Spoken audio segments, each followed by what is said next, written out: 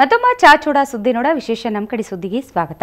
ಉಡುಪಿ ಚಿಕ್ಕಮಗಳೂರು ಲೋಕಸಭಾ ಕ್ಷೇತ್ರಕ್ಕೆ ಅಖಾಡ ಸಜ್ಜಾಗೈತಿ. ಬಿಜೆಪಿ ಮತ್ತು ಕಾಂಗ್ರೆಸ್ ಕ್ಯಾಂಡಿಡೇಟ್ ಈಗಾಗಲೇ ನಾಮಪತ್ರ ಸಲ್ಲಿಸಿ ಮತದಾರ ಮನಸ್ಸಿಗೆ ಗೆಲ್ಲಾಕ ಕಸರತ್ ನಡೆಸ್ಯಾರ. ಜೆಡಿಎಸ್ ಕ್ಯಾಂಡಿಡೇಟ್ನು ಇವತ್ತು ನಾಮಪತ್ರ ಸಲ್ಲಿಸಿ ಅಖಾಡಕ್ಕೆ ಇಳಿದಾರ.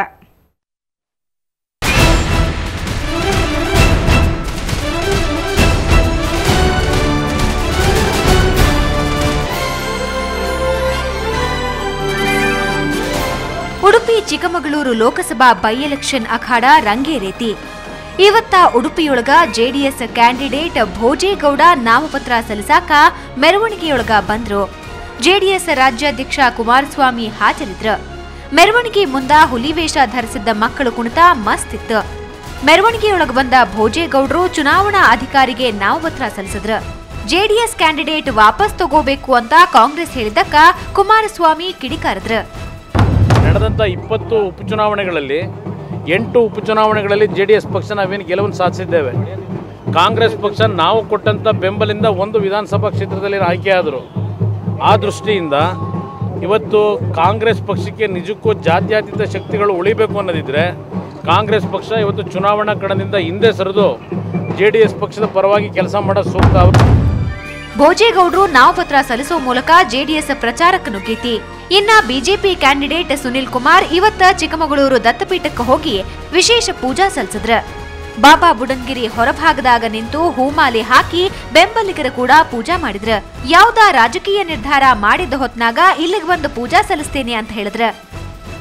ಒಳ್ಳೆ ಕೆಲಸಕ್ಕೆ ಹೋಗುವಂಥ ಸಂದರ್ಭದಲ್ಲಿ ದತ್ತಗುಹೆಯ ದರ್ಶನವನ್ನು ಮಾಡುವಂಥದ್ದು ನಾನು ಕಳೆದ 16 ವರ್ಷಗಳಿಂದ ಮಾಡ್ಕೊಂಡು ಬಂದಿರುವಂಥ ಒಂದು ಸಂಪ್ರದಾಯ.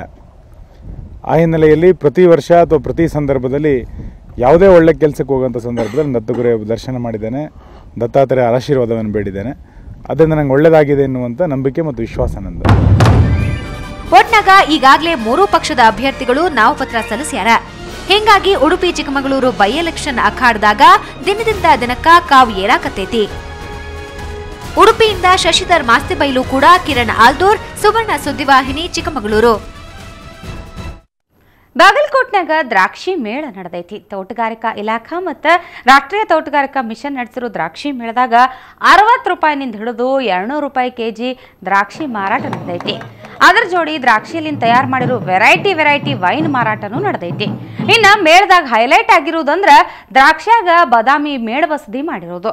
ಅಷ್ಟೇ ಅಲ್ಲದ ನಟರಾಜ ವಿಗ್ರಹ ಮಾಡಿ ಸ್ವಾಗತ ಕೋರುವಂಗೆ ಮಾಡ್ಯಾರ. ಬಾಗಲಕೋಟೆ ಜಿಲ್ಲಾದ 16 ದ್ರಾಕ್ಷಿ ತಳಿ ಸೇರಿದಂಗೆ ಮಹಾರಾಷ್ಟ್ರದ 60ಕ್ಕೂ ಹೆಚ್ಚು ದ್ರಾಕ್ಷಿ ತಳಿ ಮಾರಾಟ ಇಲ್ಲೇ ನಡೆದೈತಿ. ಸಾಕಷ್ಟು ಮಂದಿ ಬಂದು ತಮಗೆ ಬೇಕಾಗಿರೋ ದ್ರಾಕ್ಷಿ ಖರೀದಿ ಮಾಡಾಕತ್ತಾರ.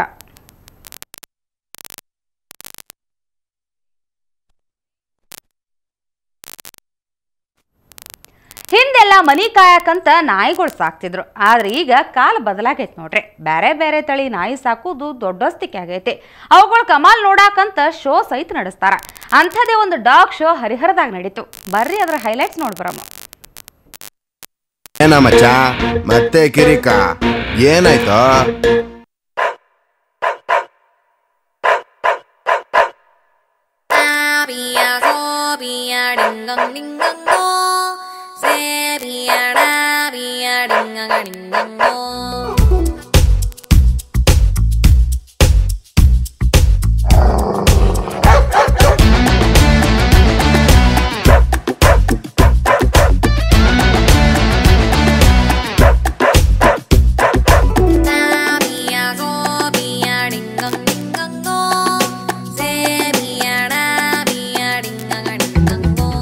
ಏನ ಮಚ್ಚ ಮತ್ತೆ ಕಿರಿಕ